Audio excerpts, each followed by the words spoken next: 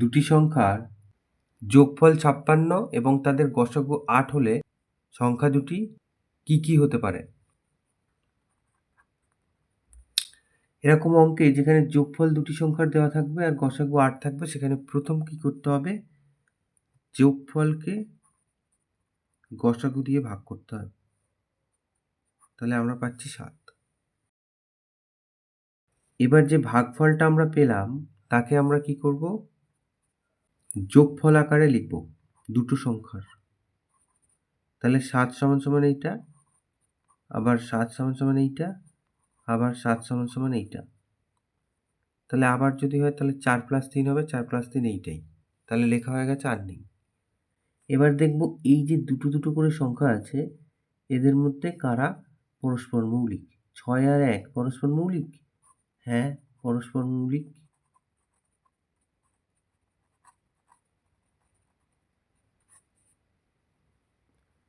2, 5 পরস্পর মৌলিক? হ্যাঁ, পরস্পর মৌলিক। 3, 4 ও পরস্পর মৌলিক। তাহলে কত জোড়া পেলাম? 1 জোড়া, 2 জোড়া, 3 জোড়া। তাহলে 3 জোড়া সংখ্যা হতে পারে।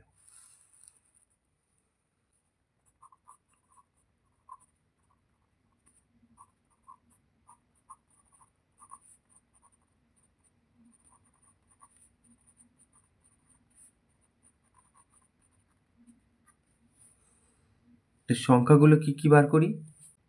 তাহলে সেটা কি করে করব? না, প্রত্যেক জোড়া এই যে 1 আর 6 দেখতে পাচ্ছি, এখানে লিখব 1, এখানে লিখব 6। এরপরে যে 2 আর 5 লিখি, এই যে 2, 5। এরপরে যে 3 আর 4, এখানে লিখি 3 আর এখানে লিখি 4। প্রত্যেকের সাথে গসাগু যেটা অর্থাৎ 8 ছিল সেইটা গুণ করব। তাহলে 8 1 8, 6 8 48। এটা এক জোড়া হলো। এর সাথেও গসাগু গুণ, 8 2 16, 5 8 40। এই দুটো গুণ করে পেলাম। এর সাথেও 3 8 24 আর এই যে 4 8 32। তাহলে এই দুটোও পেলাম। তাহলে এই যে 3 জোড়া সংখ্যা পেলাম, 1 জোড়া, 2 জোড়া, 3 জোড়া। তাহলে উত্তর লিখি, 3 জোড়া সংখ্যা হতে পারে। একটা হচ্ছে 8 48 হতে পারে, একটা হচ্ছে 16 40 হতে পারে, আর একটা হচ্ছে 24 32 হতে পারে।